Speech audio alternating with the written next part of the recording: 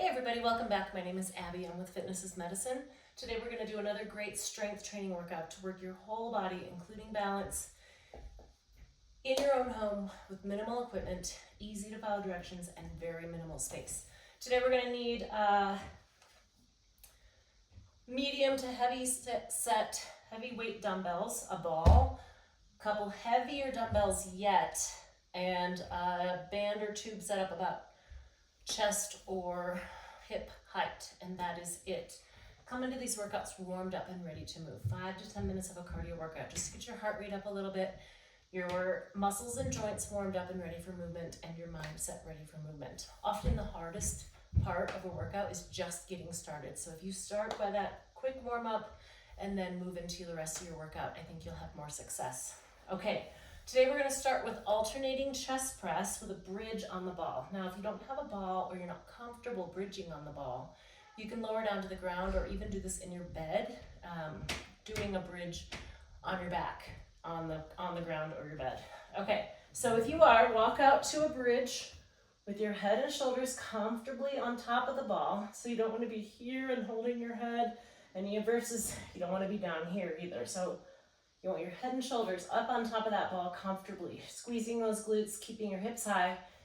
Now, we are going to alternate a chest press. So you can either keep your elbows out to the side like this or keep them in nice and close, whatever feels better on your joints. 3. Now, alternating, you may feel you really have to stabilize with your core so you don't kind of roll side to side on that ball. Breathe, keep those hips high. Now, like I said, you can keep your elbows in tight or keep them out to the side. It doesn't matter. You work your chest a little differently, you work those pecs a little differently, but not enough to make a difference for your function. What really matters is being able to do it pain-free. So if one side feels better on your shoulder and your elbows, do that. Or one way, one method. Okay, that was 10. Walk yourself back up. Make sure you're not lightheaded or dizzy before you stand up. And I'm gonna just put these weights up on my rack so they're out of my way. And then move my ball also so it's out of my way. Next, we're going to do side lunges into a knee up. So if you've not done side lunges before, I recommend doing them maybe with your kitchen counter right here, because you want to lean over, you're going to lunge to the side, this leg stays straight, you're sitting back into that heel, and then knee up. So you're going to go lunge, knee up, lunge, knee up. So what we're doing here, you can add a weight if you want, and just hold it here. Breathe. Adding a little balance hold there. So you really want to sit back. If you've got that counter here, you can sit back. Try to hold that without hanging on. And rest. Now we're going to switch sides. So lunge over, sit back. You're sitting back into that heel. Knee up. Like I said, you can use a weight here and then just hold it here with your knee up. Keep your back straight. Now I'm bending over because I'm really sitting my hips back, but my back is staying straight. Tummy tight, just like every other exercise I talk about. 8, 9, and 10. All right, great job. Okay, you know what? I need one of those weights that I put up.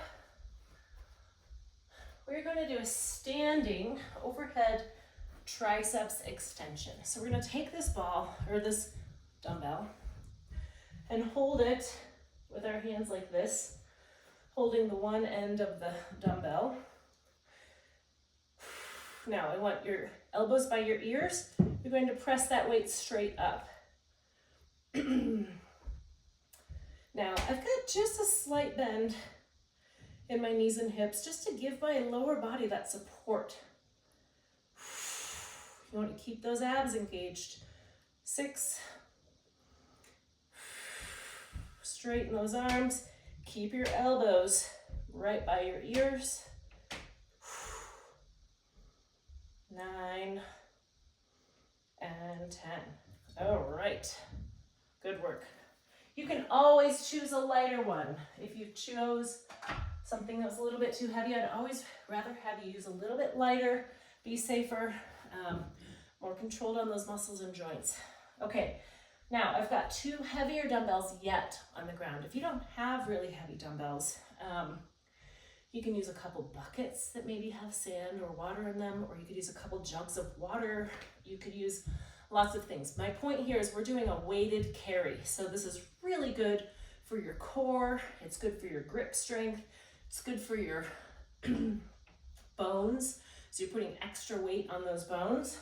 So if you've got some heavy weights, really work on picking them up safely. And we're just gonna carry them around. So in order to carry them around safely, shoulders back down, tummy tight, and you're just gonna walk. You're gonna carry heavy stuff. And now this might be something that you do in your life, carrying heavy water to water plants, flowering, watering cans, things like that, bags of dirt, and that's good. It's good for you to continue to lift and carry heavy things. It's good for your grip strength. It's good for your ability to perform activities of daily living. It just, life requires carrying heavy stuff. So, tummy tight, keep breathing. You may notice that your hands get tired carrying heavy things like this, and that's okay. It's okay for your hands to get a little tired. Good for your, like I said, good for that grip strength. Okay, now, when you set them down, this is another point that you need to be careful. So I'm gonna put them up on my weight rack, bending one knee, tummy tight. Think about transitions.